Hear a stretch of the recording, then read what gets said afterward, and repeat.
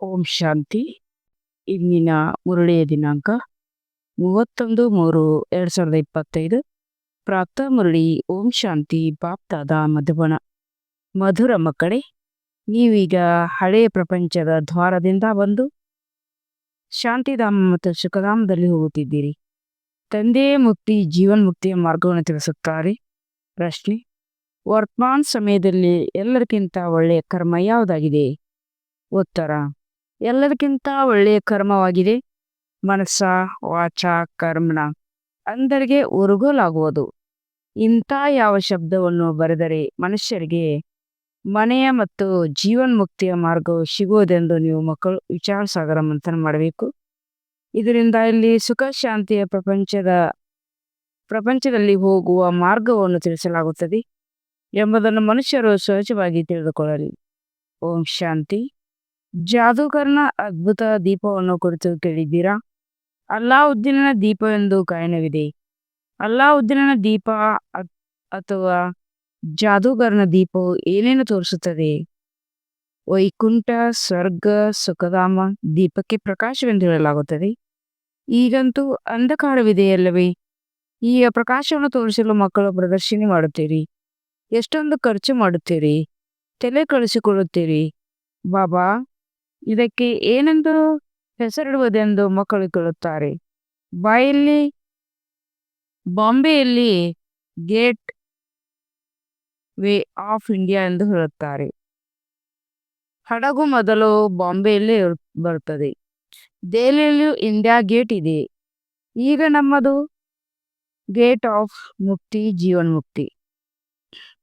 ಮುಕ್ತಿ ಜೀವನ್ಮುಕ್ತಿಯ ದ್ವಾರ ಆಗಿದೆ. ಎರಡು ದ್ವಾರಗಳಿವೆ ಅಲ್ಲವೇ? ಯಾವಾಗಲೂ ಒಳಗೆ ಮತ್ತು ಹೊರಗೆ ಎರಡು ದ್ವಾರಗಳಿರುತ್ತವೆ. ಒಂದು ಕಡೆಯಿಂದ ಹೋಗುವುದು, ಇನ್ನೊಂದು ಕಡೆಯಿಂದ ಬರುವುದು.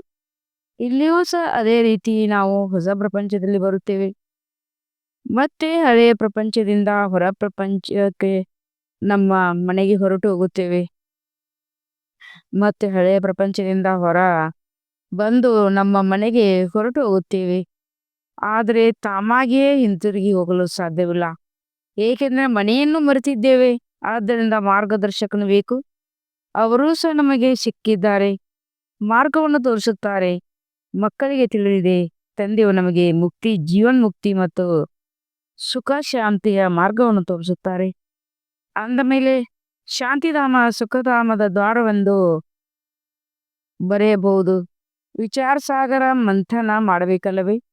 ಮುಕ್ತಿ ಜೀವನ್ಮುಕ್ತಿ ಎಂದು ಯಾವುದಕ್ಕೆ ಹೇಳಲಾಗುತ್ತದೆ ಎಂದು ಬಹಳಷ್ಟು ವಿಚಾರಗಳು ನಡೆಯುತ್ತವೆ. ಅದು ಸಹ ಯಾರಿಗೂ ತಿಳಿದಿಲ್ಲ. ಸುಖ ಶಾಂತಿಯನ್ನಂತೂ ಎಲ್ಲರೂ ಬರೆಯುತ್ತಾರೆ, ಬಯಸುತ್ತಾರೆ. ಶಾಂತಿಯೂ ಬೇಕು ಮತ್ತು ಹಣ ಅಧಿಕಾರವೂ ಬೇಕೆಂದು ಬಯಸುತ್ತಾರೆ. ಆದರೆ ಅದೆಲ್ಲವೂ ಸತ್ಯುಗದಲ್ಲಿ ಬರುತ್ತದೆ. ಅಂದ ಮೇಲೆ ಶಾಂತಿಧಾಮ ಮತ್ತು ಸುಖಧಾಮದ ದ್ವಾರ ಅಥವಾ ಸುಖ ಶಾಂತಿ ಪವಿತ್ರತೆಯ ದ್ವಾರವೆಂದು ಹೆಸರ ನೀಡಿ. ಇವು ಒಳ್ಳೆಯ ಶಬ್ದಗಳಾಗಿವೆ. ಮೂರೂ ಸಹ ಇಲ್ಲಿಲ್ಲ. ಅಂದ ಮೇಲೆ ಇದರ ಮೇಲೂ ತಿಳಿಸಬೇಕಾಗುತ್ತದೆ. ಹೊಸ ಪ್ರಪಂಚದಲ್ಲಿ ಇದೆಲ್ಲವೂ ಇತ್ತು. ಹೊಸ ಪ್ರಪಂಚದ ಸ್ಥಾನ ಮಾಡುವವರು ಪತಿತ ಪಾವನ ಪರಮಾತ್ಮನಾಗಿದ್ದಾರೆ. ಆದ್ದರಿಂದ ಅವಶ್ಯವಾಗಿ ನಾವು ಈ ಹಳೆಯ ಪ್ರಪಂಚದಿಂದ ಹೊರಬಂದು ಮನೆಗೆ ಹೋಗಬೇಕಾಗಿದೆ. ಅಂದ ಮೇಲೆ ಇದು ಸುಖ ಶಾಂತಿ ಪವಿತ್ರತೆಯ ದ್ವಾರವಾಯಿತಲ್ಲವೇ?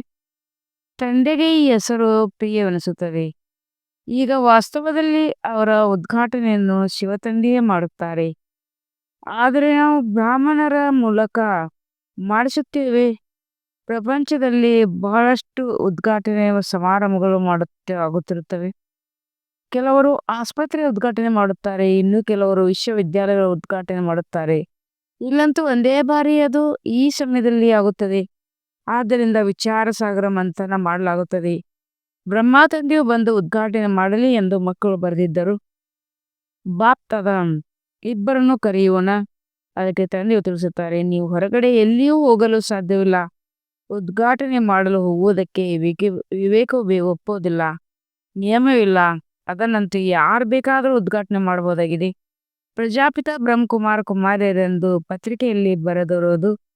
ಈ ಹೆಸರು ಸಹ ಬಹಳ ಚೆನ್ನಾಗಿದೆಯಲ್ಲವೇ? ಪ್ರಜಾಪಿತ ಎಲ್ಲರ ತಂದೆಯಾಗಿದ್ದರು. ಅವರೇನು ಕಡಿಮೆ. ಮತ್ತೆ ತಂದೆಯು ತಾನೇ ಸಮಾರಂಭವನ್ನು ಮಾಡಿಸುತ್ತಾರೆ. ಮಾಡಿ ಮಾಡಿಸುವಂತವರಾಗಿದ್ದಾರಲ್ಲವೇ. ನಾವು ಸ್ವರ್ಗದ ಸ್ಥಾಪನೆ ಮಾಡುತ್ತಿದ್ದೇವೆಂದು ಬುದ್ಧಿಲಿರಬೇಕು. ಅಂದ ಮೇಲೆ ಎಷ್ಟೊಂದು ಪುರುಷಾರ್ಥ ಮಾಡಿ ಶ್ರೀಮಂತಂತೆ ನಡೆಯಬೇಕಾಗಿದೆ. ವರ್ತಮಾನ ಸಮಯದಲ್ಲಿ ಮನಸ್ಸ ವಾಚ ಕರ್ಮಣ ಎಲ್ಲದಕ್ಕಿಂತ ಒಳ್ಳೆಯ ಕರ್ಮವು ಒಂದೇ ಆಗಿದೆ. ಅಂಧರಿಗೆ ಉರುಗೋಲಾಗುವುದು. ಹೇ ಪ್ರಭು, ಅಂಧರ ಉರುಗೋಲಾಗಿ ಬನ್ನಿ ಎಂದು ಹಾಡುತ್ತಾರೆ. ಎಲ್ಲರೂ ಅಂಧರಾಗಿದ್ದಾರೆ. ಆದ್ದರಿಂದ ತಂದೆಯು ಬಂದು ಉರುಗೋಲು ಕೊಡುತ್ತಾರೆ. ಜ್ಞಾನದ ಮೂರನೆಯ ನೇತ್ರವನ್ನು ಕೊಡುತ್ತಾರೆ. ಇದರಿಂದ ನೀವು ಸ್ವರ್ಗದಲ್ಲಿ ನಂಬರ್ ವಾರ್ ಪುರುಷಾರ್ಥದ ಅನುಸಾರ ಹೋಗುತ್ತೀರಿ. ಸಮಾರಂಭ ಮತ್ತು ನಂಬರ್ 1 ಅಂತೂ ಇದ್ದೇ ಇರುವರು. ಇದು ಬಹಳ ಬೇಹದ್ದಿನ ಆಸ್ಪತ್ರೆ ಹಾಗೂ ವಿಶ್ವವಿದ್ಯಾಲಯವಾಗಿದೆ. ತಿಳಿಸಬೇಕಾಗಿದೆ, ಆತ್ಮಗಳ ತಂದೆಯು ಪರಂಪಿತ ಪರಮಾತ್ಮ ಪತಿತ ಪಾವನ ತಂದೆಯಾಗಿದ್ದಾರೆ. ನೀವು ಆ ತಂದೆಯನ್ನು ನೆನಪು ಮಾಡಿದರೆ ಸುಖಧಾಮದಲ್ಲಿ ಹೋಗುತ್ತೀರಿ. ಇದು ನರಕವಾಗಿದೆ. ಇದಕ್ಕೆ ಸ್ವರ್ಗವೆಂದು ಹೇಳುವುದಿಲ್ಲ. ಸ್ವರ್ಗದಲ್ಲಿ ಒಂದೇ ಧರ್ಮ ಇರುತ್ತದೆ. ಭಾರತವು ಸ್ವರ್ಗವಾಗಿದ್ದಾಗ ಅನ್ಯ ಯಾವುದೇ ಧರ್ಮ ಇರಲಿಲ್ಲ. ಕೇವಲ ಇದನ್ನೇ ನೆನಪು ಮಾಡುವುದು ಮನ್ಮನಾಭವಾಗಿದೆ. ನಾವು ಸ್ವರ್ಗದಲ್ಲಿ ಇಡೀ ವಿಶ್ವದ ಮಾಲೀಕರಾಗಿದ್ದೆವು. ಇಷ್ಟಾದರೂ ನೆನಪು ಬರುವುದಿಲ್ಲವೇ. ನಮಗೆ ತಂದೆಯು ಸಿಕ್ಕಿದ್ದಾರೆಂಬುದು ಬುದ್ಧಿಯಲ್ಲಿದೆ. ಅಂದ ಮೇಲೆ ಆ ಖುಷಿ ಇರಬೇಕಲ್ವೇ. ಆದರೆ ಮಾಯೆಯೂ ಕಡಿಮೆನಿಲ್ಲ. ಇಂತಹ ತಂದೆಗೂ ಮಕ್ಕಳಾಗಿಯೂ ಖುಷಿಯಾಗಿರುವುದಿಲ್ಲ. ಗುಟುಕುರಿಸುತ್ತಿರುತ್ತಾರೆ. ಮಾಯೆಯು ಪದೇ ಪದೇ ಬಹಳ ಗುಟುಕರಿಸುವಂತೆ ಮಾಡುತ್ತದೆ. ಶಿವ ತಂದೆಯ ನೆನಪನ್ನು ಮರೆಸಿಬಿಡುತ್ತದೆ. ಸ್ಥಿರವಾದ ನೆನಪು ಇರುವುದಿಲ್ಲವೆಂದು ತಾವೇ ಹೇಳುತ್ತಾರೆ. ತಂದೆಯು ಜ್ಞಾನಸಾಗರನಲ್ಲಿ ತೋರಿಸುತ್ತಾರೆ. ಮತ್ತೆ ಮಾಯೆಯು ವಿಷಯ ಸಾಗರದಲ್ಲಿ ಮುಳುಗಿಸುತ್ತದೆ. ಬಹಳ ಖುಷಿಯಿಂದ ಮುಳುಗುತ್ತಿರುತ್ತಾರೆ. ತಂದೆಯು ತಿಳಿಸುತ್ತಾರೆ, ಶಿವತಂದೆಯ ನೆನಪು ಮಾಡಿ. ಅದರ ಮಾಯೆಯು ಮರೆಸಿಬಿಡುತ್ತದೆ. ತಂದೆಯ ನೆನಪು ಮಾಡುವುದೇ ಇಲ್ಲ. ತಂದೆಯನ್ನು ತಿಳಿದುಕೊಂಡಿಲ್ಲ. ದುಃಖಾರ್ಥ ಸುಖಕರ್ತನು ಪರಂಪಿತ ಪರಮಾತ್ಮನಾಗಿದ್ದಾರಲ್ಲವೇ. ಅವರೇ ದುಃಖಹರಣ ಮಾಡುವವರಾಗಿದ್ದಾರೆ. ಆ ಮನುಷ್ಯರು ಗಂಗೆಯಲ್ಲಿ ಹೋಗಿ ಮುಳುಗುತ್ತಾರೆ. ಗಂಗೆಯು ಪತಿತ ಪಾವನೆಯಾಗಿದೆ ಎಂದು ತಿಳಿಯುತ್ತಾರೆ. ಸತ್ಯಯುಗದಲ್ಲಿ ನೀರಿಗೆ ದುಃಖಹರಣಿ ಎಂದು ಹೇಳುವುದಿಲ್ಲ. ಸಾಧು ಸಂತ ಮೊದಲಾದವರು ಹೋಗಿ ನದಿಯ ತೀರದಲ್ಲಿ ಕುಳಿತುಕೊಳ್ಳುತ್ತಾರೆ. ಸಾಗರದ ತೀರದಲ್ಲೇಕೆ ಕುಳಿತುಕೊಳ್ಳುವುದಿಲ್ಲ. ಈಗ ನೀವು ಮಕ್ಕಳು ಸಾಗರನ ತೀರದಲ್ಲಿ ಕುಳಿತಿದ್ದೀರಿ. ಅನೇಕ ಮಕ್ಕಳು ಸಾಗರನ ಬಳಿ ಬರುತ್ತೀರಿ. ಸಾಗರನಿಂದ ಹೊರಟಿರುವ ಇವರು ಚಿಕ್ಕ ದೊಡ್ಡ ನದಿಗಳಾಗಿದ್ದಾರೆಂದು ತಿಳಿಯುತ್ತೀರಿ. ಬ್ರಹ್ಮಪುತ್ರ, ಸಿಂಧು, ಸರಸ್ವತಿ ಈ ಹೆಸರುಗಳನ್ನು ಇಟ್ಟಿದ್ದಾರೆ. ತಂದೆಯು ತಿಳಿಸುತ್ತಾರೆ, ಮಕ್ಕಳೇ, ನೀವು ಮನಸ ವಾಚ ಕರ್ಮನ ಬಹಳ ಬಹಳ ಗಮನ ಇಡಬೇಕಾಗಿದೆ. ಎಂದೂ ನಿಮಗೆ ಕ್ರೋಧವು ಬರಬಾರದು. ಕ್ರೋಧವು ಮೊದಲು ಮನಸ್ಸಿಗೆ ಬರುತ್ತದೆ, ನಂತರ ವಾಚ ಮತ್ತು ಕರ್ಮಣದಲ್ಲಿಯೂ ಬಂದು ಬಿಡುತ್ತದೆ. ಇವು 3 ಕಿಟಕಿಗಳಿವೆ. ಆದ್ದರಿಂದ ತಂದೆ ತಿಳಿಸುತ್ತಾರೆ, ಮಧುರ ಮಕ್ಕಳೇ, ಕ್ರೋಧವನ್ನು ವಾಚಾದಲ್ಲಿ ಹೆಚ್ಚಿನದಾಗಿ ತರಬೇಡಿ. ಶಾಂತಿಯಲ್ಲಿರಿ. ವಾಚಾದಲ್ಲಿ ಬಂದು ಕ್ರೋಧವನ್ನು ಕರ್ಮದಲ್ಲಿಯೇ ಬಂದು ಬಿಡುವುದು. ಕೋಪವು ಮೊದಲು ಮನಸ್ಸಿನಲ್ಲಿ ಬರುತ್ತದೆ, ನಂತರ ವಾಚ ಮತ್ತು ಕರ್ಮಣದಲ್ಲಿ ಬರುತ್ತದೆ. ಅಂತೂ ದೂರ ಕಿಟಕಿಗಳಿಂದ ಹೊರಬರುತ್ತದೆ. ಮೊದಲು ಮನಸ್ಸಿನಲ್ಲೇ ಬರುತ್ತದೆ. ಪ್ರಪಂಚದವರಂತೂ ಪರಸ್ಪರ ದುಃಖವನ್ನೇ ಕೊಡುತ್ತಿರುತ್ತಾರೆ. ಜಗಳ ಕಲಹಗಳನ್ನು ಮಾಡುತ್ತಿರುತ್ತಾರೆ. ನೀವು ಯಾರಿಗೂ ಕೊಡಬಾರದು. ದುಃಖದ ವಿಚಾರಗಳು ಬರಬಾರದು. ಶಾಂತಿಯಲ್ಲಿರುವುದು ಬಹಳ ಒಳ್ಳೆಯದಾಗಿದೆ. ಅಂದಾಗ ತಂದೆಯು ಬಂದು ಸ್ವರ್ಗದ ಅಥವಾ ಸುಖ ಶಾಂತಿಯ ದ್ವಾರವನ್ನು ಮಕ್ಕಳಿಗೆ ತಿಳಿಸುತ್ತಾರೆ. ನೀವು ಅನ್ಯರಿಗೆ ತಿಳಿಸಿಕೊಡಿ ಎಂದು ಹೇಳುತ್ತಾರೆ. ಸುಖ ಶಾಂತಿಯ ಪವಿತ್ರತೆಯ ಸ್ವರ್ಗದಲ್ಲೇ ಇರುತ್ತವೆ. ಅಲ್ಲಿಗೆ ಹೇಗೆ ಹೋಗುತ್ತೀರಿ ಎಂಬುದನ್ನು ಸಹ ಅರಿತುಕೊಳ್ಳಬೇಕಾಗಿದೆ. ಈ ಮಹಾಭಾರತ ಯುದ್ಧವನ್ನು ಬಾಗಿಲ ತೆರೆಯುತ್ತದೆ. ಯಾವ ಹೆಸರನ್ನಿಡುವುದೆಂದು ತಂದೆಯ ವಿಚಾರ ಸಾಗರ ಮಂಥನವಂತೂ ನಡೀತದಲ್ಲವೇ.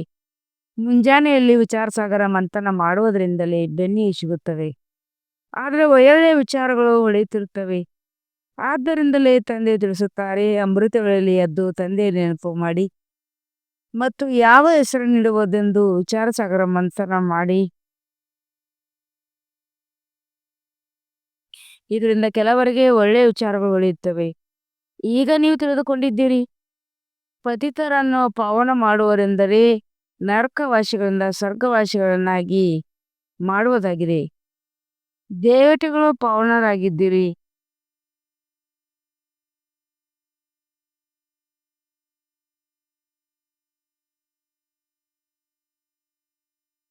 ಆದ್ದರಿಂದಲೇ ಎಲ್ಲರೂ ಅವರ ಮುಂದೆ ತಲೆಬಾಗುತ್ತಾರೆ.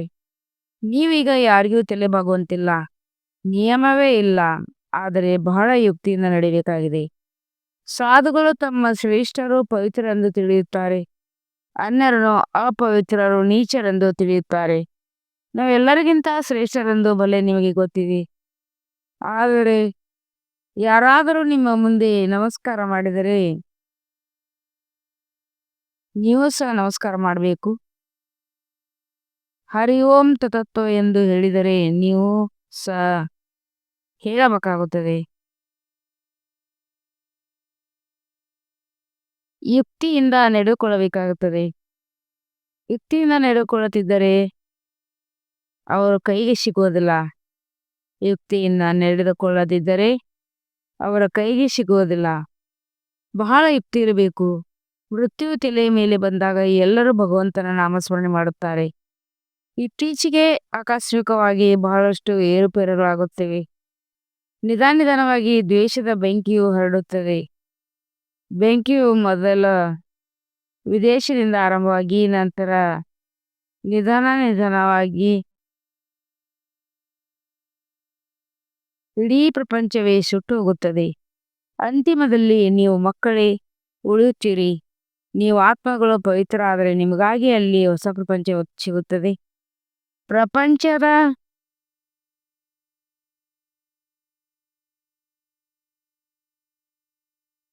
ಹೊಸ ನೋಟು ನೀವು ಮಕ್ಕಳಿಗೆ ಸಿಗುತ್ತದೆ. ನೀವು ರಾಜ್ಯಭಾರ ಅದ್ಭುತ ದೀಪವು ಪ್ರಸಿದ್ಧವಾಗಿದೆ ಅಲ್ಲವೇ. ಅದನ್ನು ಉಜ್ಜಿದರೆ ಸಾಕು, ಕುಬೇರನ ಖಜಾನೆ ಸಿಕ್ಕಿಬಿಡಿತು. ಇದು ಅವಶ್ಯವಾಗಿ ನೀವು ಮಕ್ಕಳು ತಿಳಿದುಕೊಂಡಿದ್ದೀರಿ.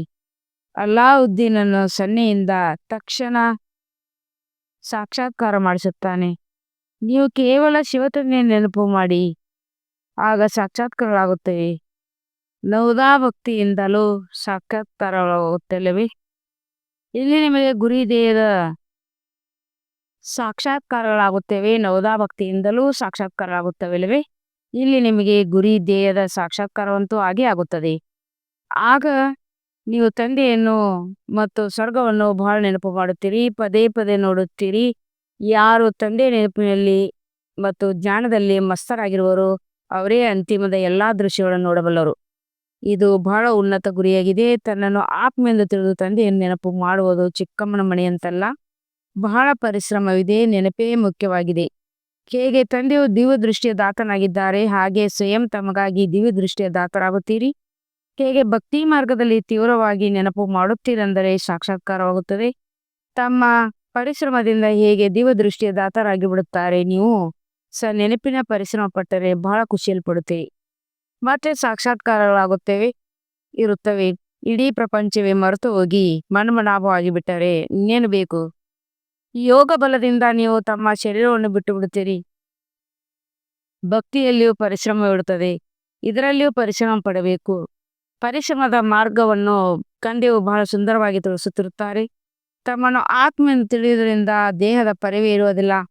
ಹೇಗೆ ತಂದೆಯ ಸಮಾನರಾಗಿ ಬಿಡುತ್ತೀರಿ, ಸಾಕ್ಷಾತ್ಕಾರವನ್ನು ಮಾಡುತ್ತಾ ಇರುತ್ತೀರಿ. ಬಹಳ ಖುಷಿಯೂ ಇರುತ್ತದೆ. ಫಲಿತಾಂಶವೆಲ್ಲವೂ ಅಂತಿಮದೊಂದೇ ಗಾಯನವಿದೆ. ತಮ್ಮ ನಾಮರೂಪದಿಂದಲೂ ಭಿನ್ನವಾಗಿರಬೇಕಾಗಿದೆ. ಅಂದ ಮೇಲೆ ಅನ್ಯರ ನಾಮರೂಪವನ್ನು ನೆನಪು ಮಾಡೋದ್ರಿಂದ ಯಾವ ಗತಿಯಾಗುವುದು? ಜ್ಞಾನವು ಬಹಳ ಸಹಜವಾಗಿದೆ. ಭಾರತದ ಯಾವ ಪ್ರಾಚೀನ ಯೋಗವಿದೆಯೋ ಅದರಲ್ಲಿ ಚಮತ್ಕಾರವಿದೆ. ತಂದೆಯು ತಿಳಿಸಿದ್ದಾರೆ, ಬ್ರಹ್ಮಜ್ಞಾನಿಗಳು ಸಹ ಹೀಗೆ ಶರೀರ ಬಿಡುತ್ತಾರೆ. ನಾವು ಆತ್ಮಗಳಾಗಿದ್ದೇವೆ, ಪರಮಾತ್ಮನಲ್ಲಿ ಲೀನ ಆಗಬೇಕಾಗಿದೆ ಎಂದು ತಿಳಿಯುತ್ತಾರೆ. ಆದರೆ ಯಾರೂ ಲೀನವಾಗುವುದಿಲ್ಲ. ಅವರು ಬ್ರಹ್ಮ ಜ್ಞಾನಿಗಳು, ಅರ್ಥಾತ್ ತತ್ವಜ್ಞಾನಿಗಳಾಗಿದ್ದಾರೆ. ಬ್ರಹ್ಮ ತಂದೆ ನೋಡಿದ್ದಾರೆ. ಅವರು ಕುಳಿತುದಂತೆ ಶರೀರವನ್ನು ಬಿಟ್ಟು ಬಿಡುತ್ತಾರೆ. ವಾಯುಮಂಡಲವು ಶಾಂತವಾಗಿ ಬಿಡುತ್ತದೆ. ಈ ಶಾಂತಿಯ ಅನುಭವ ಸಹ ಯಾರು ಜ್ಞಾನ ಮಾರ್ಗದಲ್ಲಿರುವರೋ, ಶಾಂತಿಯಲ್ಲಿರುವರೋ ಅವರಿಗೆ ಭಾಸವಾಗುತ್ತದೆ. ಕೆಲವಂತೂ ಇನ್ನೂ ಚಿಕ್ಕ ಬೇಬಿಗಳಿದ್ದಾರೆ, ಪದೇ ಪದೇ ಕೆಳಗೆ ಬೀಳುತ್ತಾರೆ. ಇದರಲ್ಲಿ ಬಹಳ ಬಹಳ ಗುಪ್ತ ಪರಿಶ್ರಮವಿದೆ. ಭಕ್ತಿ ಮಾರ್ಗದ ಪರಿಶ್ರಮವು ಪ್ರತ್ಯಕ್ಷವಾಗುತ್ತದೆ. ಮಾಲೆಯನ್ನು ಜಪಿಸಿ ಕೋಣೆಯಲ್ಲಿ ಕುಳಿತು ಭಕ್ತಿ ಮಾಡಿ ಎಂದು ಹೇಳುತ್ತಾರೆ. ಇಲ್ಲಂತೂ ನಡೆಯುತ್ತಾ ತಿರುಗಾಡುತ್ತಾ ನೀವು ನೆನಪಿನಲ್ಲಿರುತ್ತೀರಿ. ಇವರು ರಾಜ್ಯ ಭಾಗ್ಯವನ್ನು ತೆಗೆದುಕೊಳ್ಳುತ್ತಾರೆಂದು ಯಾರಿಗೂ ಅರ್ಥವಾಗುವುದಿಲ್ಲ. ಯೋಗದಿಂದಲೇ ಎಲ್ಲಾ ಲೆಕ್ಕಾಚಾರಗಳನ್ನು ಕಳೆಯಬೇಕಾಗಿದೆ. ಜ್ಞಾನದಿಂದ ಲೆಕ್ಕಾಚಾರವು ಸಮಾಪ್ತಿಯಾಗುವುದಿಲ್ಲ. ಯೋಗದಿಂದಲೇ ಆಗುತ್ತದೆ. ಕರ್ಮ ಭೋಗವು ನೆನಪಿನಿಂದಲೇ ಸಮಾಪ್ತಿಯಾಗುತ್ತದೆ. ಇದು ಗುಪ್ತವಾಗಿದೆ. ತಂದೆಯು ಎಲ್ಲವನ್ನೂ ಗುಪ್ತವಾಗಿ ಕಲಿಸುತ್ತಾರೆ. ಒಳ್ಳೆಯದು. ಮಧುರಾತಿ ಮಧುರ ಅಗಲಿ ಹೋಗಿ ಮರಳಿ ಸಿಕ್ಕಿರುವ ಮಕ್ಕಳ ಪ್ರತಿ ಮಾತ್ಪೀತ ಬಾಪ್ತಾದರ ನೆನಪು, ಪ್ರೀತಿ ಹಾಗೂ ಸುಪ್ರಭಾತ. ಆತ್ಮೀಯ ಮಕ್ಕಳಿಗೆ ಆತ್ಮೀಯ ತಂದೆಯ ನಮಸ್ತೆ. हम रूहानी बच्चों की रूहानी बाप दादा को याद कर और गुड मॉर्निंग और नमस्ते नमस्ते नमस्ते. शुक्रिया बाबा, शुक्रिया. वाह बाबा वाह. ಧಾರಣೆಗಾಗಿ ಮುಖ್ಯ ಸಾರ. ಮನುಷ್ಯ ವಾಚ ಕರ್ಮನ ಎಂದೂ ಕ್ರೋಧ ಮಾಡಬಾರದು. ಈ ಮೂರು ಕಿಟಕಿಗಳ ಮೇಲೆ ಬಹಳ ಗಮನ ಕೊಡಬೇಕಾಗಿದೆ. ಕ್ರೋಧವು ಬಂದಾಗ ಹೆಚ್ಚಿನದಾಗಿ ವಾಚಾದಲ್ಲಿ ತಿರಬಾರದು. ಒಬ್ಬರು ಇನ್ನೊಬ್ಬರಿಗೆ ದುಃಖವನ್ನು ಕೊಡಬಾರ್ದಾಗಿದೆ. 2ನೇ ಪಾಯಿಂಟ್, ಜ್ಞಾನ ಮತ್ತು ಯೋಗದಲ್ಲಿ ಮಸ್ತರಾಗಿದ್ದು ಅಂತಿಮದ ದೃಶ್ಯವನ್ನು ನೋಡಬೇಕಾಗಿದೆ. ತನ್ನ ಮತ್ತು ಅನ್ಯರ ನಾಮರೂಪವನ್ನು ಮರೆತು ನಾನಾತ್ಮನಾಗಿದ್ದೇನೆ ಎಂಬ ಸ್ಮೃತಿಯಿಂದ ದೇಹದ ಪರಿವೆಯನ್ನು ಸಮಾಪ್ತಿ ಮಾಡಿಕೊಳ್ಳಬೇಕಾಗಿದೆ. ವರದಾನ: ಸ್ನೇಹದ ಬಾಣದ ಮುಖಾಂತರ ಸ್ನೇಹದಲ್ಲಿ ಘಾಸಿ ಮಾಡುವಂಥವರು ಸ್ನೇಹ ಮತ್ತು ಪ್ರಾಪ್ತಿ ಸಂಪನ್ನಲಿವಿನ ಆತ್ಮಭವ. ಹೇಗೆ ಲೌಕಿಕ ರೀತಿಯಿಂದ ಯಾರಾದರೂ ಸ್ನೇಹದಲ್ಲಿ ಲವಲೀನರಾದರೆ ಅವರ ಮುಖದಿಂದ, ಕಣ್ಣುಗಳಿಂದ, ವಾಣಿಯಿಂದ ಅನುಭವವಾಗುತ್ತದೆ. ಅವರು ಲವಲೀನರಾಗಿದ್ದಾರೆ, ಆಸಿಕಾಗಿದ್ದಾರೆ. ಈ ರೀತಿ ಯಾವಾಗ ಸ್ಟೇಜ್ ಮೇಲೆ ಹೋಗುವಿರಿ, ಆಗ ತಮ್ಮೊಳಗೆ ಎಷ್ಟು ತಂದೆ ಸ್ನೇಹ ಇಮರ್ಜ್ ಆಗುತ್ತದೆ. ಅಷ್ಟೇ ಸ್ನೇಹದ ಬಾಣ ಬೇರೆಯವರಿಗೂ ಸಹ ಸ್ನೇಹದಿಂದ ಘಾಸಗೊಳಿಸುತ್ತದೆ. ಭಾಷಣದಲ್ಲಿ ಸರಿಯಾದ ಶಬ್ದ ಹೆಚ್ಚಿಸುವುದು, ಅಂಶಗಳನ್ನು ಪುನರುಚ್ಚರಿಸುವುದು ಇದರಲ್ಲಿ ಸ್ವರೂಪದಲ್ಲಿರುವುದಿಲ್ಲ. ಸ್ನೇಹ ಮತ್ತು ಪ್ರಾಪ್ತಿಯಿಂದ ಸಂಪನ್ನ ಸ್ವರೂಪ, ಲವ್ಲೀನ್ ಸ್ವರೂಪ ಇರಲಿ. ಅಥಾರಿಟಿಯಿಂದ ಹೇಳುವುದರಿಂದ ಅದರ ಪ್ರಭಾವ ಬೀರುತ್ತದೆ. ಸ್ಲೋಗನ್: ಸಂಪೂರ್ಣತೆಯ ಮುಖಾಂತರ ಸಮಾಪ್ತಿಯ ಸಮಯವನ್ನು ಸಮೀಪ ತನ್ನಿ. ಸಂಪೂರ್ಣತೆಯ ಮುಖಾಂತರ ಸಮಾಪ್ತಿಯ ಸಮಯವನ್ನು ಸಮೀಪ ತನ್ನಿ. ಅವ್ಯಕ್ತ ಸೂಚನೆ: ಸತ್ಯ ಮತ್ತು ಸಭ್ಯತೆ ರೂಪಿ ಕಲ್ಚರ್ ತಮ್ಮದಾಗಿಸಿಕೊಳ್ಳಿರಿ. ಇದನ್ನಂತೂ ಎಲ್ಲರೂ ತಿಳಿದಿದ್ದಾರೆ. ಇಲ್ಲಿ ಯಾರೋ ಇದ್ದಾರೆ, ಆದರೆ ಇವರೇ ಆಗಿದ್ದಾರೆ ಹಾಗೂ ಇವರೊಬ್ಬರೇ ಆಗಿದ್ದಾರೆ. ಈ ದೃಢತೆಯನ್ನು ಮೂಡಿಸಿ. ಈಗ ಇನ್ನೂ ಹಲವಾರು ಇದ್ದಾರೆ, ಇವರು ಇದ್ದಾರೆ, ಇಲ್ಲಿವರೆಗೂ ತಲುಪಿದ್ದಾರೆ, ಆದರೆ ಇವರೊಬ್ಬರೇ ಆಗಿದ್ದಾರೆ. ಈಗ ಇಂಥ ಬಾಣವನ್ನು ಹೊಡೆಯಿರಿ. ಧರಣಿಯಂತೂ ಸಿದ್ಧವಾಗಿದೆ, ಇನ್ನೂ ತಯಾರಾಗುತ್ತಾ ಹೋಗುವುದು. ಆದರೆ ಯಾವುದು ಅಡಿಪಾಯವಾಗಿದೆ, ನವೀನತೆ ಇದೆ, ಬೀಜವಾಗಿದೆ. ಅದಾಗಿದೆ ಹೊಸ ಜ್ಞಾನ. ನಿಸ್ವಾರ್ಥ ಪ್ರೀತಿ ಇದೆ, ಆತ್ಮಿಕ ಪ್ರೀತಿ ಇದೆ. ಇದನ್ನಂತೂ ಅನುಭವ ಮಾಡುತ್ತಾರೆ. ಆದರೆ ಈಗ ಪ್ರೀತಿಯ ಜೊತೆ ಜ್ಞಾನದ ಅಥಾರಿಟಿ ಉಳ್ಳ ಆತ್ಮಗಳಾಗಿದ್ದಾರೆ, ಸತ್ಯ ಜ್ಞಾನದ ಅಥಾರಿಟಿ ಆಗಿದ್ದಾರೆ. ಇದನ್ನು ಪ್ರತ್ಯಕ್ಷ ಮಾಡಿ, ಆಗ ಪ್ರತ್ಯಕ್ಷತೆ ಆಗುವುದು. ಓಂ ಶಾಂತಿ.